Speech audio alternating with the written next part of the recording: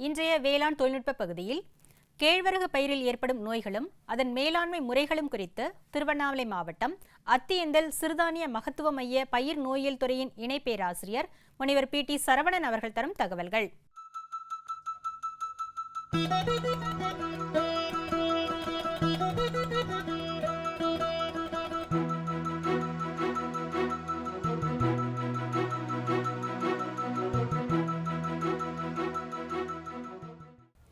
இப்பொழுது நம்ம பார்க்க போகிறது வந்து கேழ்வரகு பயிரில் ஏற்படும் நோய்கள்.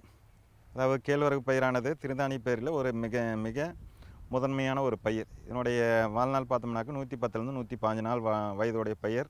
இப்போ கேழ்வரகு பயிரானது தமிழ்நாட்டில் அனைத்து பகுதிகளிலும் விவசாயிகள் வந்து பயிர் பண்ணிகிட்டு இருக்காங்க, எல்லா பருவத்திலையும். அதாவது வைகாசி பட்டம், ஆடிப்பட்டம், அதேமாரி கார்த்திகை பட்டம், மாசி பட்டங்களில் வந்து பயிர் பண்ணிகிட்டு இருக்காங்க. அதனுடைய பரப்பளவு பார்த்தோம்னாக்க ஒரு விவசாயிகள் வந்து தன்னுடைய தேவைக்கேற்ப 1 ஏக்கர்லேருந்து 1.5 ஏக்கர் 2 ஏக்கர் வரையும் பயிர் பண்ணிகிட்டு இருக்காங்க. கேழ்வரகு பயிரானது பார்த்தோம்னாக்கா அதில் என்னென்ன நோய்கள் ஏற்படும் சொல்லிட்டு நம்ம இப்போ பார்க்கலாம். அதாவது கேழ்வரகு பயிர் வந்து ஆரம்பத்திலேருந்து அறுவடை பண்ணுற வரையும் நோய்கள் ஏற்படுறதுக்கு வாய்ப்புகள் இருக்குது. குறிப்பாக பார்த்தோம்னாக்கா கேழ்வரகு பயிர், அதாவது நெல் பயிரில் வந்து வர்ற ஒரு பூச நோய் காரணி, அதாவது குலை நோய் அப்படின்னு சொல்லிட்டு நெல் பயிரில் சொல்லுவோம். அதே போல் கேழ்வரகு பயிர்லேயும் வந்து குலை நோய் வந்து ஏற்படுறதுக்கு வாய்ப்புகள் அதிகம். குறிப்பாக வந்து பயிர் வந்து ஒரு 30 நாள் 40 நாளுக்குள்ளார வந்து, அதாவது பயிர் நல்லா வளர்ச்சி அடைகிற நேரத்தில் வந்து தூர்பிடிச்சு வளர்ச்சி அடைகிற நேரத்தில் வந்து குலைநோய் தாக்கல் வந்து ஏற்படுறதுக்கு வாய்ப்பில் இருக்குது. அந்த குலைநோய் பார்த்தோம்னாக்கா அதனுடைய பூச நோய் காரணி வந்து அறிவியலில் வந்து நம்ம வந்து பைரக்ளோரியா கிரைசியா அப்படின்னு சொல்லிட்டு சொல்லுவாங்க. அது வந்து 3 விதமான அறிகுறிகளை வந்து ஏற்படுத்தும்.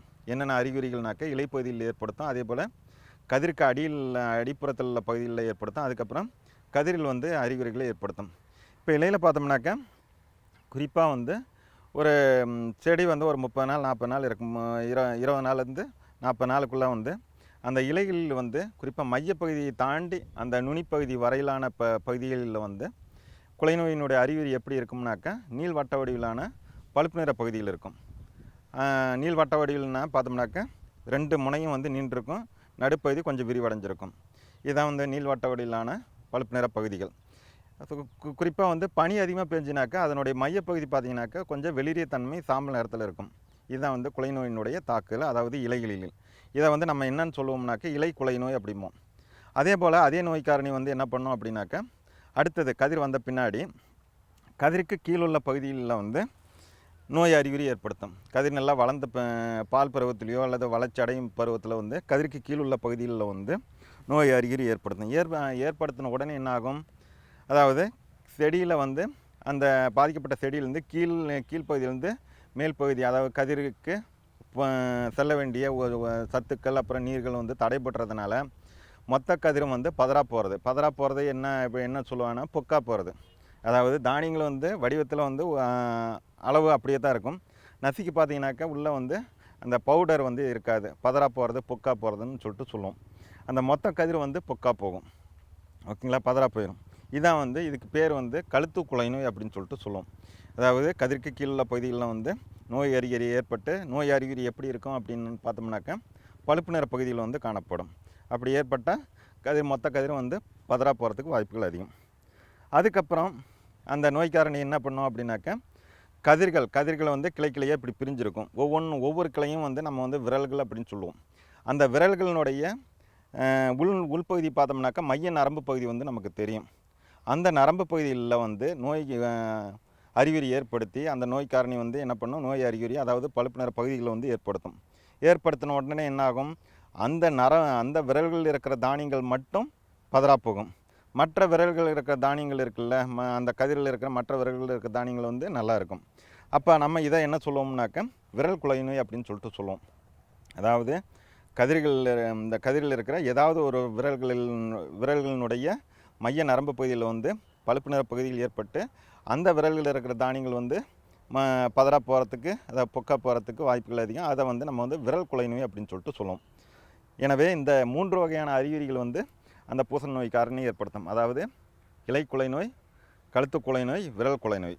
குறிப்பாக வந்து பார்த்தோம்னாக்கா பயிர் வந்து ஆடிப்பட்டத்தில் பண்ணும்போது அந்த ஒரு 20 நாள் 30 நாளில் வந்து கொஞ்சம் மழை அதிகமாக பெஞ்சு தொடர்ந்து பனி காலையில் ஒரு 7:30 வரையிலும் 8 வரையிலும் பனி பெஞ்சுதுனாக்கா அந்த பனி துகள் நீர் திவலைகள் வந்து இலையில் தங்குச்சுன்னா இந்த குலை நோயை வந்து ஏற்படுறதுக்கு வாய்ப்புகள் அதிகம். ஏன்னாக்கா பனி வந்து என்ன பண்ணும் அப்படின்னாக்கா அந்த நோய்க்காரனுடைய நோய்க்காரனுடைய வளர்ச்சி வந்து அதிகப்படுத்தும். அதனால் வந்து பனி அதிகமாக பெஞ்சுன்னா இந்த இந்த குலை நோயினுடைய தாக்கலை வந்து நம்ம எதிர்பார்க்கலாம். அடுத்தது என்ன நோய் வரும் அப்படின்னு பார்த்தோம்னாக்கா பழுப்பு நிற புள்ளி நோய். புள்ளி நோய் பார்த்தோம்னாக்கா இது 2 வகையான அறிகுறிகள் ஏற்படுத்தும். ஒன்று அப்படின்னு முதல் அறிகுறி என்ன அப்படின்னாக்கா நல்லா செடி வளர்ந்த பின்னாடி ஒரு 40 நாள் 50 நாள் வளரும்போது அந்த செடியினுடைய அடிப்புறத்தில் உள்ள இலைகளில் வந்து பார்த்தோம்னாக்கா ஒரு வட்ட வடிவிலான மிகச்சிறிய புள்ளி போன்ற அறிகுறி வந்து நமக்கு தெரியும், பழுப்பு நிறத்தில் தெரியும். அதான் வந்து அதை புள்ளி நோய் அப்படின்னு சொல்லுவோம். அதே நோய் காரணி என்ன பண்ணோம் அப்படின்னாக்கா செடியில் வந்து எங்கேயாவது ஒரு பகுதியில் வந்து ஒரு அதாவது நீர்த்திவளைகள் போன்ற ஒரு வளர்ச்சி பகுதி, ஒரு பழுப்பு நிற பகுதி வந்து உருவாக்கிடும். அதை வந்து சீட் பிளைட் அப்படின்னு சொல்லிட்டு ஆங்கிலத்தில் சொல்லுவோம். சீட் பிளைட் அந்த மாதிரியான அறிகுறிகளை வந்து இந்த நோய் காரணி வந்து ஏற்படுத்தும்.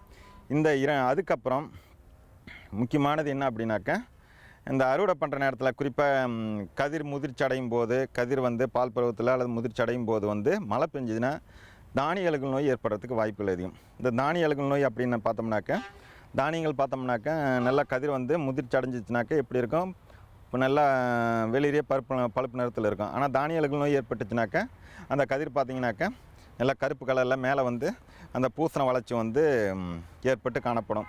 பூசண வளர்ச்சி பார்த்தோம்னாக்கா கருப்பாக இருக்கலாம், அல்லது வந்து இளஞ்சிவப்பு நிறத்தில் இருக்கலாம், சில நேரங்கள் வெள்ளையாகவும் இருக்கலாம். இந்த மாதிரி ஏற்பட்டால் என்னாகும், தானியத்தினுடைய மகசூல் குறையிறதுக்கு வாய்ப்புகள் அதிகம். அதனால் வந்து அந்த அறுவடை பண்ணுற நேரத்தில் வந்து மழை பெஞ்சதுன்னா அந்த தானிய அழுகல் நோய் ஏற்படுறதுக்கு வாய்ப்புகள் அதிகம்.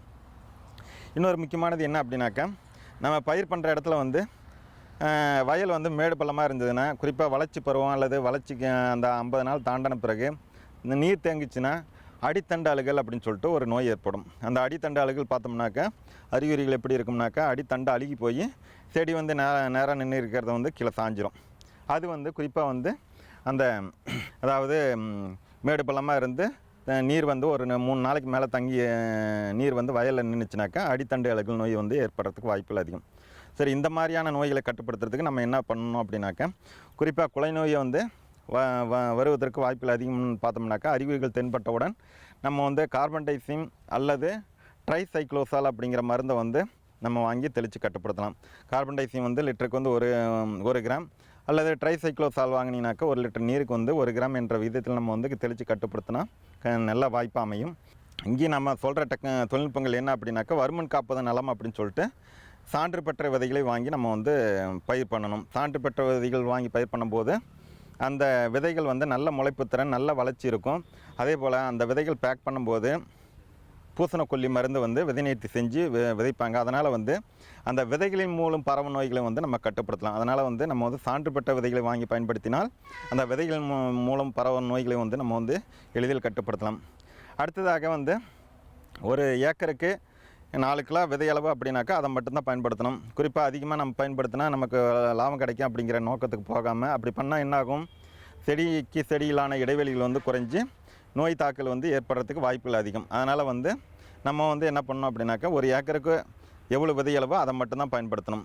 அடுத்தது முக்கியமானது என்ன அப்படின்னாக்கா நாங்கள் விதைப்பு முறைகள் வந்து 2 சொல்கிறோம். கொஞ்சம் தொழில்நுட்பங்களாக என்ன விதைப்பு முறைகள் அப்படின்னாக்கா வரிசை நடவு, அதே போல் வந்து நாற்று விட்டு நடவு செய்கிற முறை.